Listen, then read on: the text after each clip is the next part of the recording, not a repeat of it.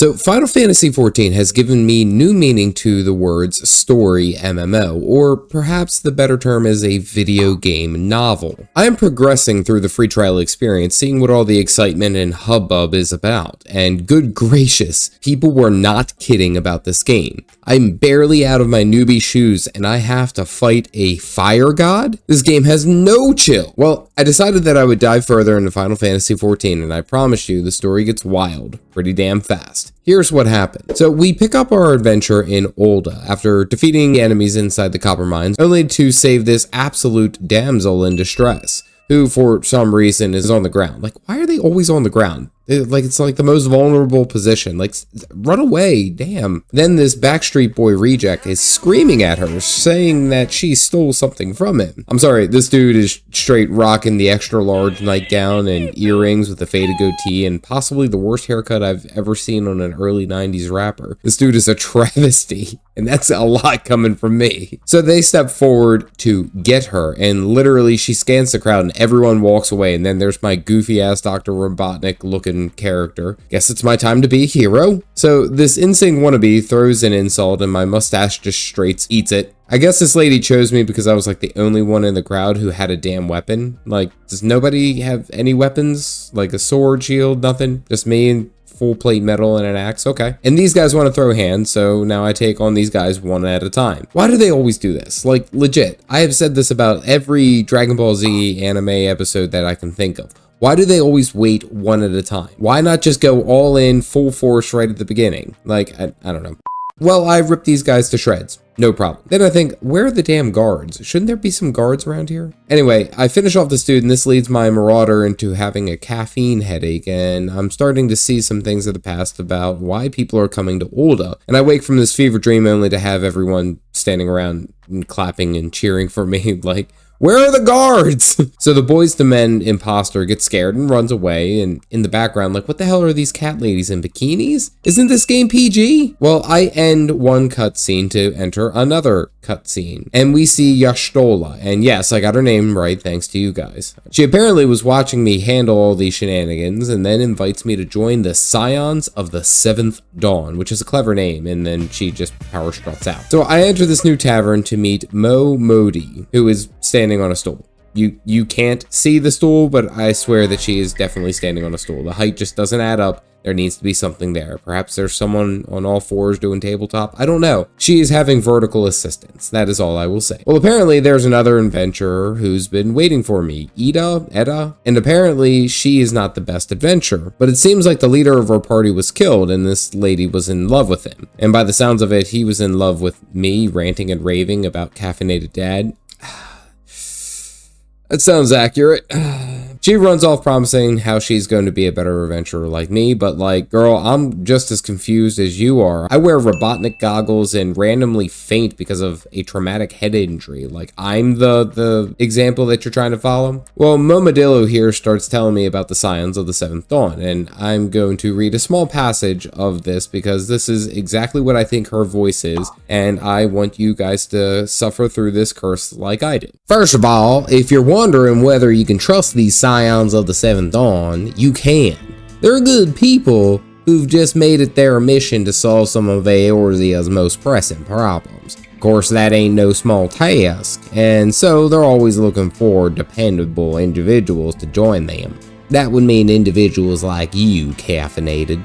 Enjoy that curse for me. Now, I'm off to meet the Scions of the Seventh Dawn, and I think I see someone who I missed from my first attempt of Final Fantasy XIV. Papa Meow. Oh goodness, that's my boy. I know that face anywhere. Well, we have to head to Vesper Bay, but I take this time running around gathering each of the Aetherite crystals that I can see, just because I like having the fast travel everywhere, even though it starts to get pretty expensive. I'm lazy and I deserve to be treated like a king. Well, I'm outside of Ul'dah, heading towards Vesper Bay, and I run into these cactars or cacutars. Look at these ridiculous things. Why do they look like this, and why do they move that way? Anyway, I start running all across the map, but I decide that if I'm going to be putting some extra time into the game, I should be focusing on setting up my bars the way that I like them. Moving everything around into the old tank UI that I had when I played Prot Warrior and WoW. That was a very long time ago. Well, I get to the Waking Sands and run into this Lalafell who was singing, and apparently a 6-foot full steel plate armor marauder can just walk up to her and catch her off guard without her knowing. Really? Here's a fun fact about Lalafells. When frightened, they throw their hands up in the air to appear bigger and more threatening to enemies, much like the red panda. She asked me what I want, and watch this one-word answer. Nay, it's a one-vowel answer. Charter's response is a full-ass sentence. I call shenanigans. There is no way that my character got one whole sentence out of a single vowel. This is like those old martial art movies where they have the English dubs and it's like terribly matched, but I was cracking up. I was like, that's some bull crap right there. Well, I entered down into the bottom to meet the Scion of the Seventh Dawn, which really is just another pirate with a super deep V. And here I enter in to see the main group of people. And there's my boy, Papa Meow! He's right there, that's my buddy, look at his little face. Well, the scantily clad leader of the band is named Minfilia, which I have to ask, like, how does her armor protect anything in this regard? Like, a sword slice or an axe to the midsection or chest is just going to cause catastrophic damage. I'm probably reading into this too much. And to be fair, I'm also in a room with a girl wearing reverse pants, a 200-year-old child, and a British cat lady, so I guess anything is possible. Well, Minfilia is telling me that the Scions are here to protect all of Eorzea from certain doom, and apparently these are all talented people who can do something unique. And it turns out that these hallucinations that I have is not just from caffeine withdrawal, it is actually called an echo. No, not that one. So it turns out that my superpower is I get to act like an old backed up toilet and bring up old crap, except about other people's past. Well, she then goes on to talk about the primals and what they do, but I'm too focused on my boy Papa Meow. Look at him, he's so cool. She asked me to join their super cool kids club by offering me retainers, which is basically, if you are familiar, the loot holders or the inventory grunts from other games. Well, Tataru appears again, but oh my god, look at this walk. This walk is hilarious. Also, I know you guys can't hear it, but I hear Squidward steps every time she hops. Like, look, this is so ridiculous. She gives Minfilia some papers, but actually it's nothing. She hands Minfilia nothing, Minfilia signs nothing and hands it back to her, holding nothing, and she runs away. Like, they couldn't animate a piece of paper. Is that too difficult? Come on now. Well, before I accept their proposal, they gave me their cool kids hideout password, which is kind of actually funny. Like, I could have just been like, neat, and then left. Like, okay. Well, I go and see Papa Meow and Yashtola before moving on to the next part, which I will certainly have me doing some errand boy work. I talk to Minfilia and she asks if I want to join. Well, out of curiosity, I click the nothing tab, and, well, nothing happens. I don't know what I expected, but I was still let down. Then I try the other dialogue boxes, and it seems like I have no choice but to help. The illusion of choice. Well, Minfilia goes on to introduce the whole band, but look how she presents them. Like, what is that animation? The masked woman is Ida, and beside her is Papa Limo. What? Who is his name? No. He is Papa Meow, not Papa Limo. I hate it. Take it back. I don't want it. I don't like it. I disagree. Throw it out. Never. Also, Papa Meow didn't say welcome, spelled the normal way. He didn't say like welcome, welcome in. He said welcome, which is slightly more distressing coming from someone of his stature. Welcome.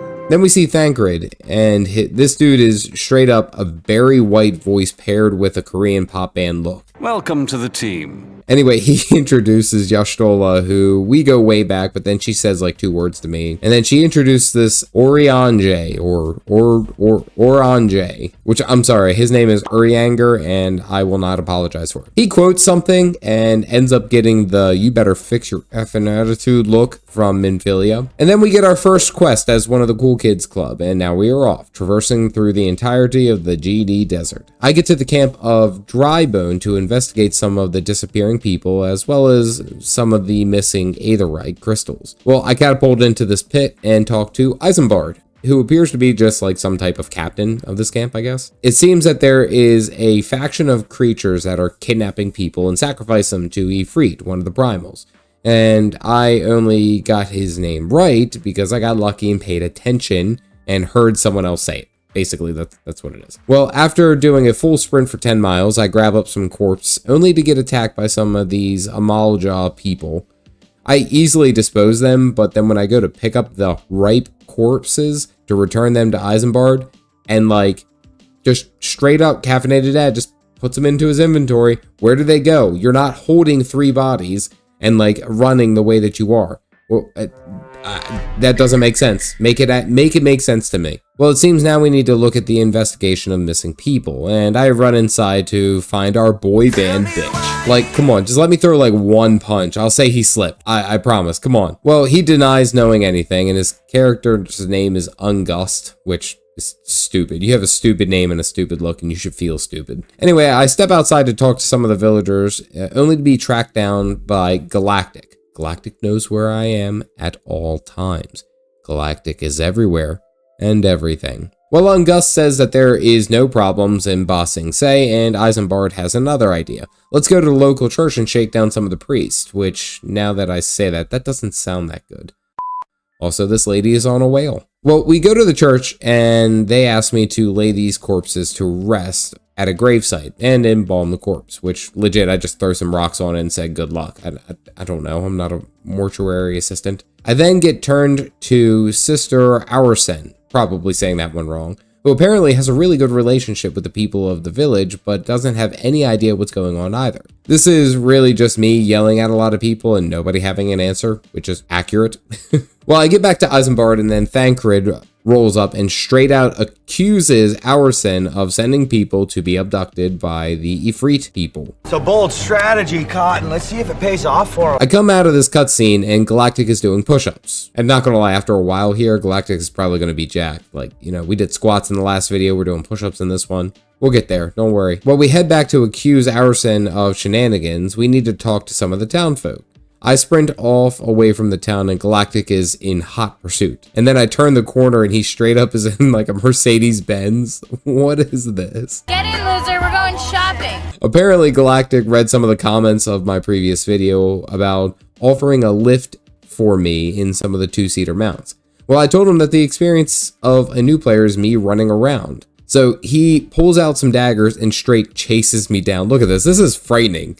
Especially because they're doing like the Naruto run, their hands are back. We talked to an uncombed urchin, which is just a weird name now that I think about it. We could have just called him like Timothy, or Kevin. Well, it turns out that I need to rescue our sister Aursen because she went to go and get something that one of the kids dropped right outside of town. 30 yards away from some guards. Like, I can see her from here. The hell are you guys doing? Can't you send like 1 guard? Well, Galactic nukes them all out of orbit, and we save her, only to report to Isambard to say if this lady was so evil, then she probably wouldn't have gone and risked her life to save a toy for a kid in town. Makes sense. Thancred is apparently waiting for me outside of the Amalja encampment to get some evidence of them being bad people, but I'm like, hey, they're 15-foot dragon bodybuilders. There's a good chance that they're evil. Well, Galactic does the whole nuke thing, clears out the whole camp for me, and I grab a letter. We double check this letter with Aursen, who was injured, apparently, and is now at the inn in town. And it turns out that someone is pretending to be a priest and is now feeding the refugees to the Amalja sacrifices to Ifrit. The plot, much like my blood vessels,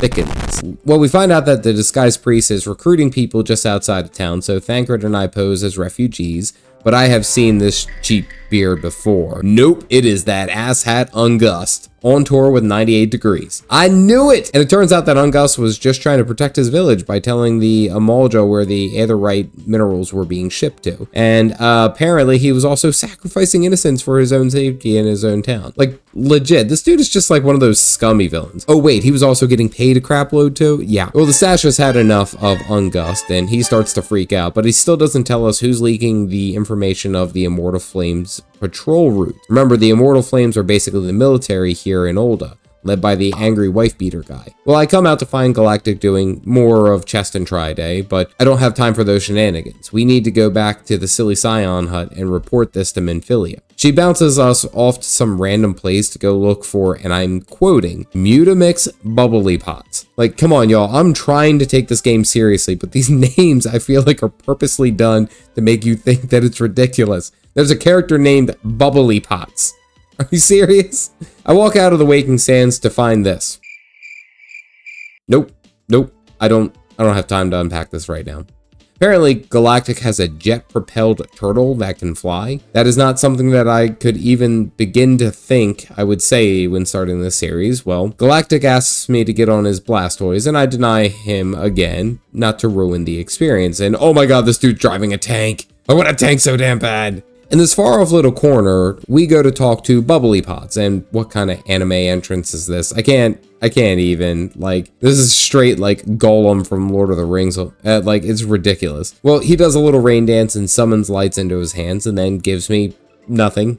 Like, legit, they could have just animated a dagger, like a stick. Come on. Well, Minfilia gets this back and now sends me to join the Immortal Flames to ambush the Emolga at their meeting place where Ungust was going to be. So let's go crush a party. We're here hiding in this like little narrow corner waiting for Ungust and the dragon statues to show up, and like all these Immortal Flames have deep V's. This is a trend in Eorzea. Out comes the Bernie bunch, and it honestly seems a bit too easy. Well, that's because it is. One of the Immortal Flames members is a traitor, giving route information to the Emolga and raiding the villages for sacrifices. I'm sorry, this dude straight up looks like a villain anyway. He's got that Grinch smile thing going on here. Like, why did anyone trust him? Well, we get into a big fight with everyone here. Ungust is taunting me from the rafters after we kill like 25 of these dragon guys. Like, they are dying faster than they can spawn. So like, what's the real issue here? Like, why are we having a problem? Well, then we get the programmed cutscene death where I get overwhelmed, which is absolute horse crap because I totally had that under control. Then the stash gets hit by a sleeping powder and it was super effective. This is where Galactic informs me that I'm about to do my first trial. I get the Lord of the Inferno quest where I need to confront Ifrit the Primal. Like the big bad y'all just told me that it was a Primal and it's not to F around with. Like the Primal who is all about fire and like, guys, like a couple minutes ago I was just fighting some muscly dragon dudes and now I'm fighting the literal Lord of the Inferno. This game really just has this meme's vibes like all the way through. Good gracious. Y'all, well, we gotta group up, and it seems like there's only a group of 4, and obviously I'm tanking, so we need to get the healer and DPS combo. We get this awesome cutscene where we see the flame demon who comes bursting out of the flaming sky. Like, this is ridiculous. Well, Ifrit talks in old, perfect English and then sneezes on everyone, which apparently turns them into mindless slaves for him. But apparently I resisted because another primal has already sneezed on me, or I hope it sneezed. But what is hilarious is that once they find out about this, like everyone's backing away from me in fear. Like, I am literally fighting the devil right now, and y'all are afraid of a guy who looks like Dr. Robotnik. Well, now we're throwing hands, and Galactic is not healing, so I'm relying on the faith of others. Oh geez. This fight is basically a tank and spank, but we get one mechanic where we're supposed to destroy a nail to prevent a massive explosion, and we actually don't do anything like that. Ignore mechanics and profit.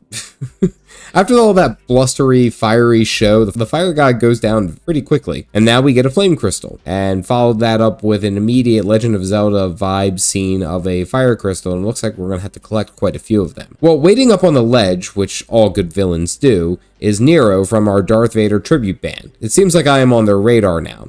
Great. I come back to Galactic doing push-ups and getting physically fit for the trials ahead. Get it? Because we did a trial.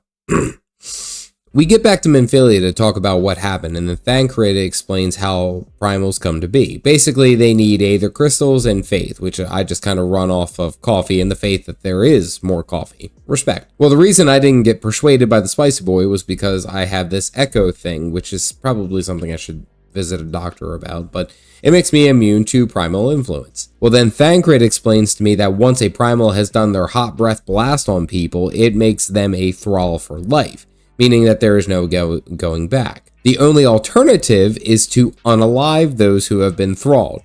Okay, so everyone I was friends with dies. This is getting rough. Well, I get charged by these 3 goobers who all represent the grand companies of Eorzea, and it seems like they want me to join their Cool Kids Club too. I do have to highlight this because my character's name is Caffeinated Dad. The lines read as Master Dad, which, oh my god, I had such a damn good kick from.